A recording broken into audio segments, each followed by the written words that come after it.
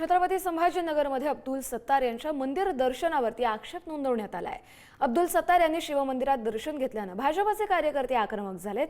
अब्दुल सत्तार यांच्या दर्शनानंतर भाजप कार्यकर्त्यांनी मंदिरात गोमूत्रही शिंपडलंय। सत्तार मंदिरात आल्यानं मंदिर अपवित्र झाला असा सूर भाजपकडून उमटताना दिसतोय। तर अब्दुल सत्तार यांनी हिंदू धर्म स्वीकारलाय का असा सवाल आचार्य तुषार भोसले यांनी उपस्थित केलाय। हिंदू धर्म स्वीकारला नसेल तर बाहेरून दर्शन घेण्याचाही सल्ला तुषार भोसले यांनी दिलाय।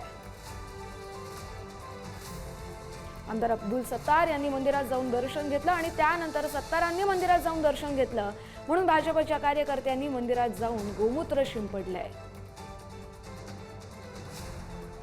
शिवसेनेचे आमदार अब्दुल सत्तार हे आज महाशिवरात्री निमित्त रहमाबाद येथील हेमाडपंथी शिव मंदिरामध्ये जाऊन त्यांनी दर्शन घेतले आहे महादेवाचे।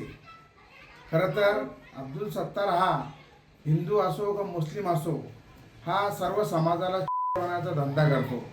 आज महाशिवरात्री एवढा मोठा हिंदूचा सण असताना गोमांस खाणारा आज अब्दुल सत्तार मंदिरात जाऊन त्यांनी या मंदिराची विटंबना केली, याचा मी सर्वप्रथम निषेध करतो।